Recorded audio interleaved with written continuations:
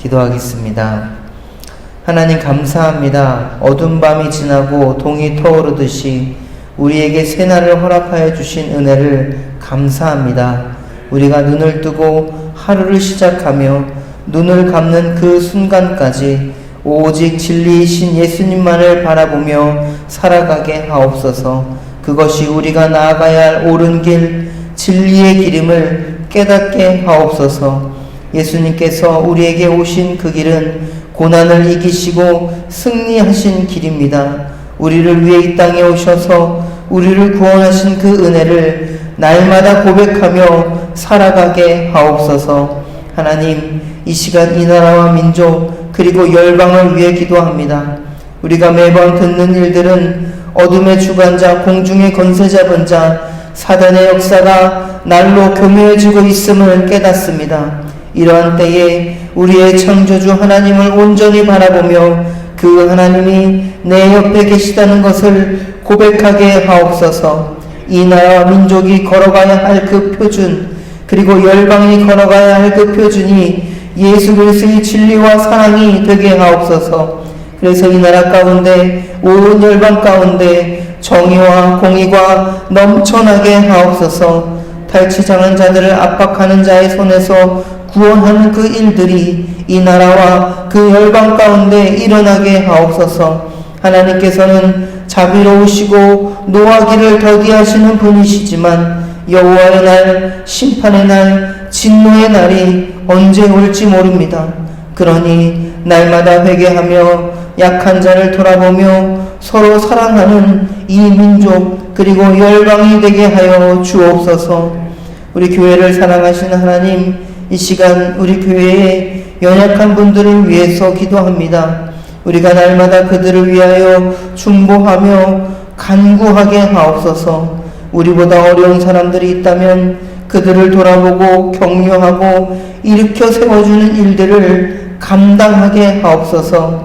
특히 건강이 연약하신 분들 있습니다.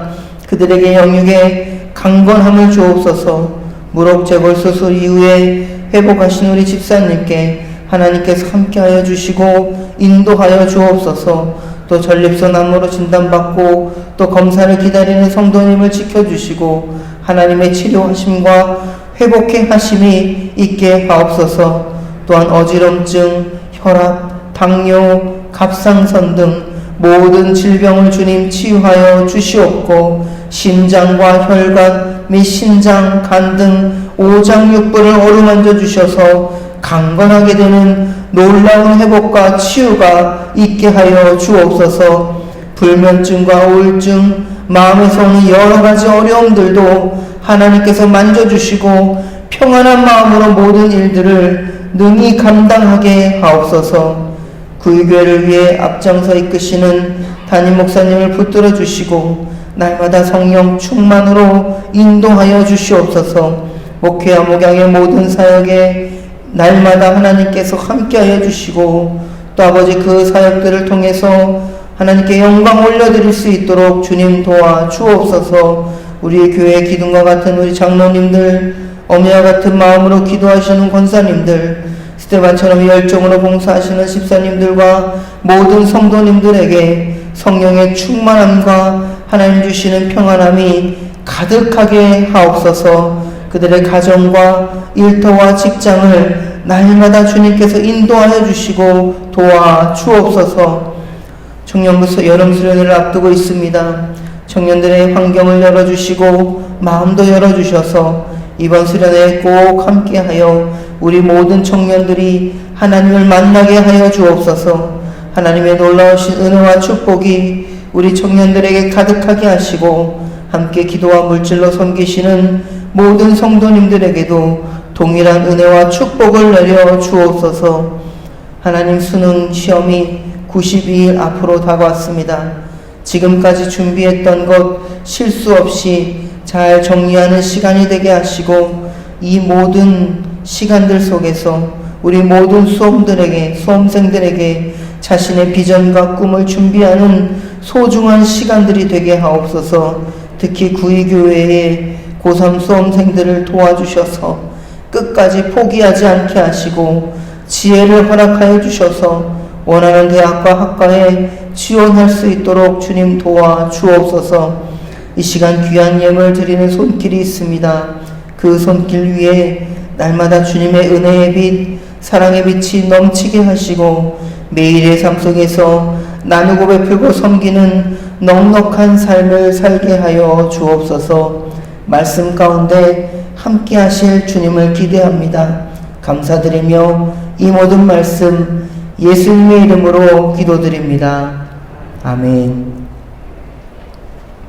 하나님의 말씀은 예레미야서 22장 1절부터 9절까지의 말씀입니다.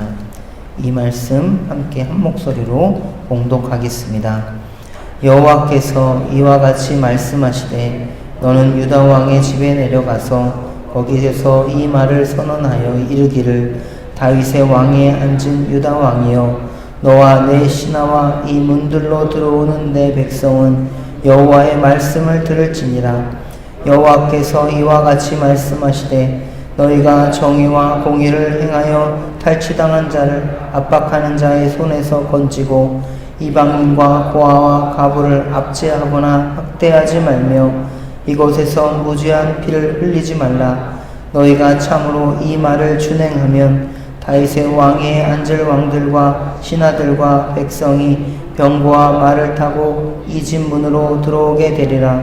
그러나 너희가 이 말을 듣지 아니하면 내가 나를 두고 맹세하노니 이 집이 황폐하리라. 여호와의 말씀이니라. 여호와께서 유다 왕의 집에 대하여 이와 같이 말씀하시니라. 내가 내게 길라 같고 레바논의 머리이나 내가 반드시 너로 광야와 주민이 없는 성읍을 만들 것이라. 내가 너를 파멸할 자를 준비하리니 그들이 각기 손에 무기를 가지고 내 아름다운 백향목을 찍어 불에 던지리라. 여러 민족들이 이 성읍으로 지나가며 서로 말하기를 여호와가 이 큰 성읍에 이같이 행함은 어찌 됨인고 하겠고 그들이 대답하기는 이는 그들이 자기 하나님 여호와의 언약을 버리고 다른 신들에게 절하고 그를 섬긴 까닭이라 하셨다 할지니라. 아멘. 할렐루야. 오늘 이 자리에 나오신 모든 분들에게 하나님의 축복이 가득하길 바랍니다. 또 기도하시는 모든 기도 제목에 주님의 응답이 가득하기를 축복합니다. 어제에 이어서 유다 왕가에 대한 하나님의 말씀이 임하고 있습니다. 21장 11절과 12절의 말씀이 반복되어서 이루어지고 있습니다. 오늘 말씀 1절을 보시면 예레미야에게 유다 왕의 집에 내려가서 이 말을 선언하라 하십니다. 오늘 배경에 대해서 어떤 학자는 유다의 시드기야 왕의 통치 시대에 주어진 말씀이라고 이야기를 하고, 또 어떤 학자는 요시야 왕이 죽은 지 얼마 되지 않은 여호와김 왕의 초기에 주어진 말씀이라고도 이야기합니다. 그러나 여러분, 중요한 것은 여호와김이나 시드기야 모두 그 남유다 멸망을 앞두고 있는, 이 멸망기를 앞두고 있는 왕들입니다. 여호와김, 여호와긴, 시드기야, 이 세 왕은 유다의 마지막 왕들입니다. 예레미야 예언자는 어떻게든 이 다윗의 보좌에 앉은 왕들이 이 기울어진 국군 앞에서 어떻게 통치를 해야 할 것인지를 보여주고 있는 것입니다. 2절에 다윗의 왕위에 앉은 유다 왕이여 라고 이야기하면서 유다 왕들이 본받아야 할 통치의 기준, 그것이 바로 다윗 왕이라는 것을 이야기합니다.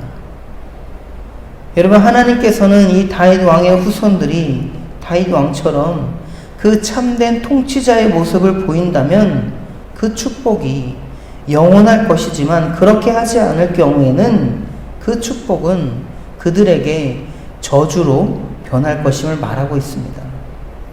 그리고 이 말의 근거는 이 사무엘하 7장 12절부터 15절까지를 배경에 두고 기록하고 있습니다.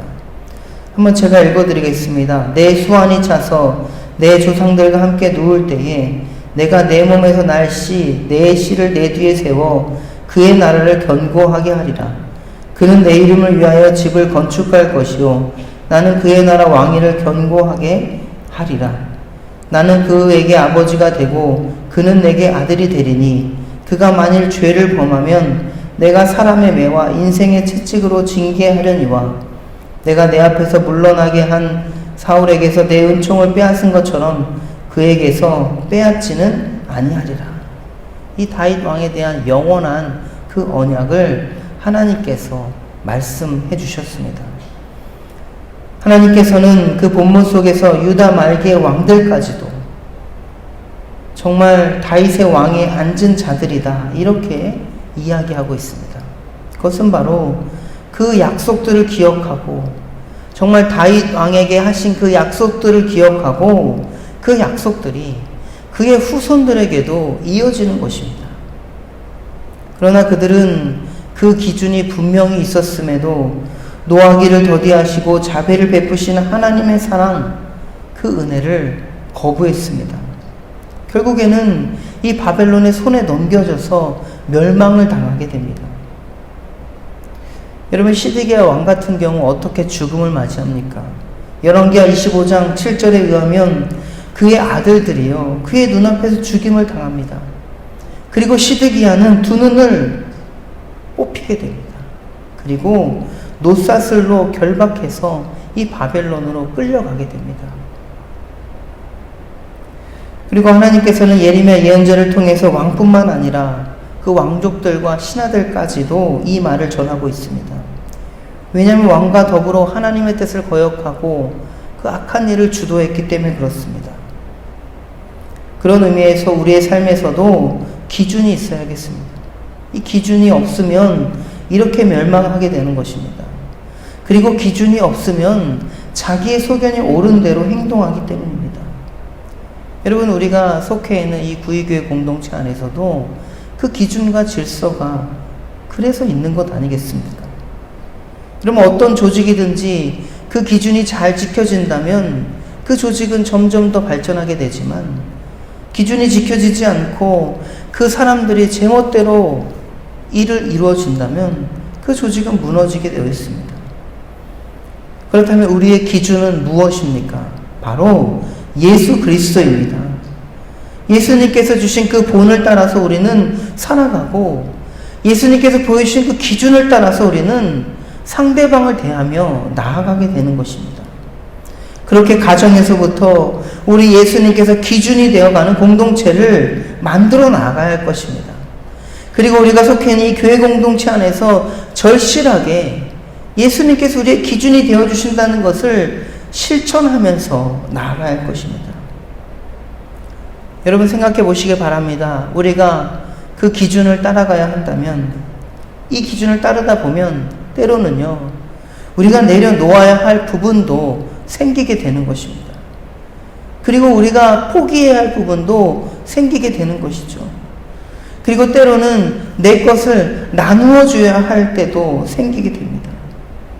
그렇지만 그러한 모든 순간 속에서 예수님의 삶을 본받아 겸손과 사랑으로 나아갈 때, 그 기준을 지켜 나아갈 때 여러분, 우리의 가정은 살아날 줄로 믿습니다. 그리고 우리의 구의교회는 더욱더 주님 안에서 더 잘 될 줄로 믿습니다. 형통하게 될 줄로 믿습니다. 이후에 3절에서는요, 유다 왕들이 어떻게 행동해야 하는지를 보여줍니다. 첫 번째 행동은 정의와 공의를 행하는 것입니다. 여러분, 이 정의를 히브리어로 하면 미시파트고, 이 공의는 체다카입니다. 여러분, 정의라는 것은 어떤 이 규범이 잘 지켜지는 것을 말하고요, 이 공의라는 것은 이 사람의 인격적인 태도, 진실되고 정의로운 태도를 강조하는 것이죠. 더 넓은 측면의 의를 말하는 것입니다.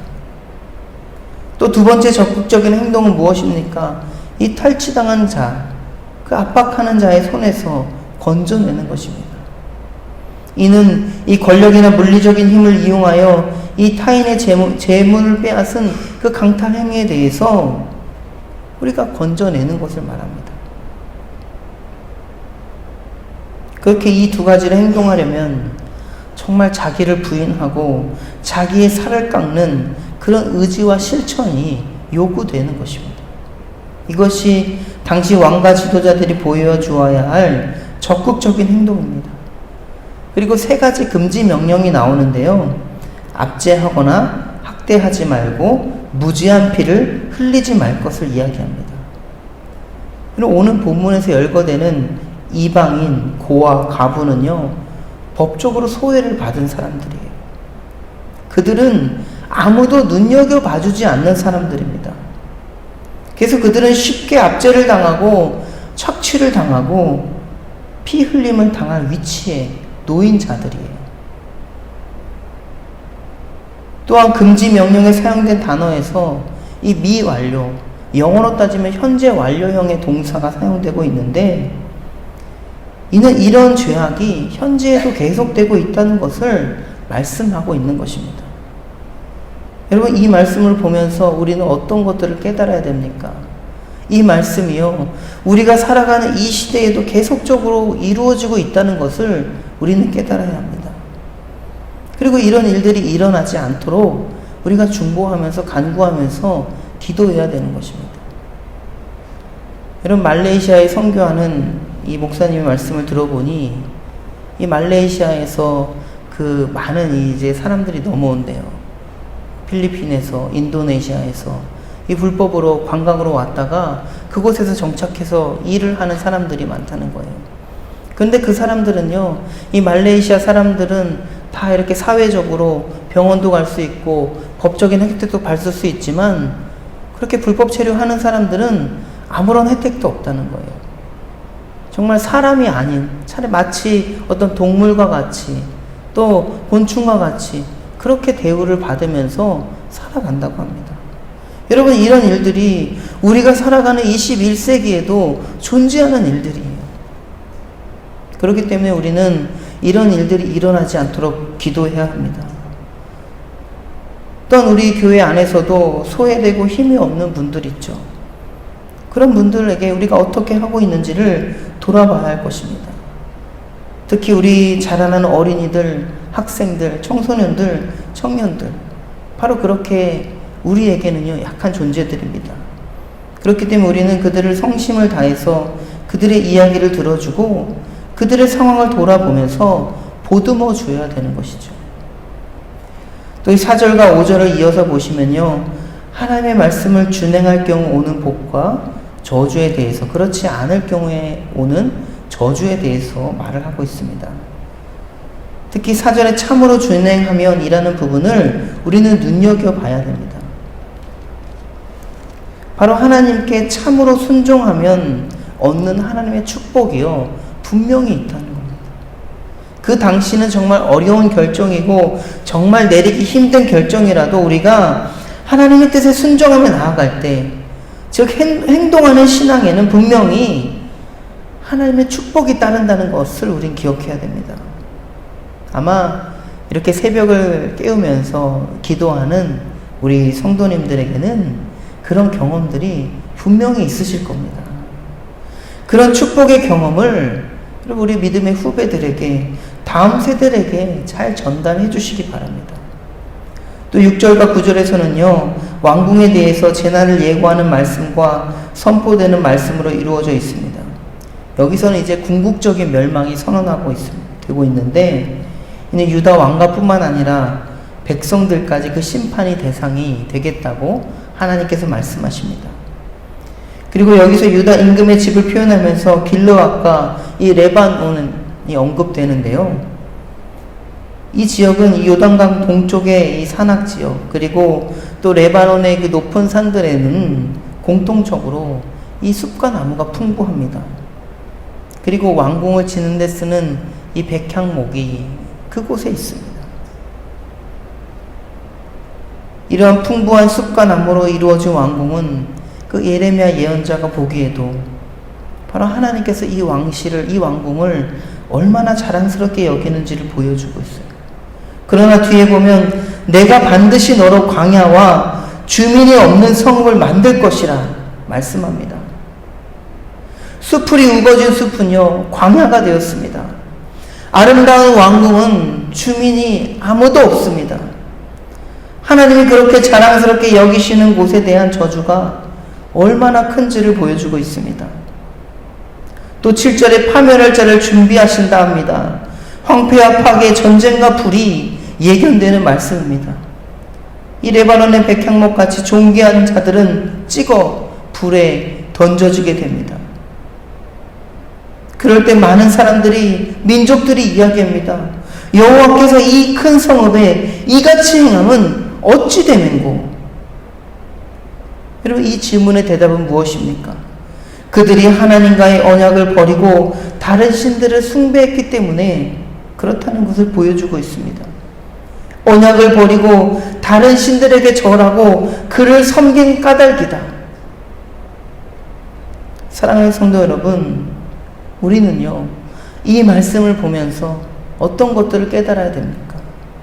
우리도 이와 같은 절차를 밟아서는 안 됩니다. 언약을 버리는 것, 예수님께서 우리에게 준 은혜를 저버리는 것, 그 믿음을 저버리는 것입니다.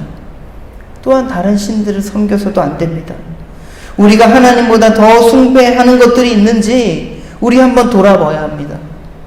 그것들로 인해서 우리가 하나님께 한 걸음 나아가야 되는데, 그것들로 인해서 우리에게 하나님께 한 걸음 나아가지 못한다면 우리는 반드시 그것들을 잘라내버려야 됩니다. 사랑하는 성도 여러분, 오늘 저와 여러분들의 하루를 위해서 여러분들 기도하실 때 하나님 안에서 우리의 삶의 기준이 바로 하나님 안에서 우리의 삶의 기준이 예수 그리스도가 되게 하여 주시옵소서. 또 우리 구익교회 가운데 그 예수님의 기준이 잘 지켜 세워지게 하여 주옵소서. 또 우리 주변에 연약한 사람들을 돌보고 돕는 자가 바로 우리가 될 수 있도록 주님 도와주옵소서. 오늘 하루의 삶 속에서 여러분 한번 우리 주위를 돌아보시면서 내 옆에, 내 지척에 그렇게 약한 분들이 있다면요, 한번 위로의 말을, 격려의 말을 전해보시기 바랍니다. 다 잘 될 거라고, 하나님께서 당신과 함께 하시니 다 잘 될 거라고, 형통하게 될 거라고 그 위로의 말을 전해보시기 바랍니다. 또 여러분들 자녀들 있고 손주와 손녀들 있죠. 그 다음 세대들에게 믿음으로 나아간다면 하나님께서 축복해 주실 거라고, 하나님께서 도와주실 거라고, 지금의 어려움들, 지금의 위기들, 그것들을 직접적으로 도와줄 수는 없지만 하나님께서 분명히 어느 순간에는 이끌어 주시고 도와주실 것이라고, 이렇게 격려하면서 나아가는 하루가 되면 어떻겠습니까? 바라기는 정말 우리가 서로가 서로를 위해 격려하고 위로하고 힘을 불어넣어주는 오늘 하루의 삶을 사시는 우리 모두가 되시기를 주님의 이름으로 축복합니다. 우리 함께 주기도문 하시고 또 개인기도 하시면서 나가겠습니다. 하늘에 계신 우리 아버지, 아버지의 이름을 거룩하게 하시며 아버지의 나라가 오게 하시며 아버지의 뜻이 하늘에서와 같이 땅에서도 이루어지게 하소서.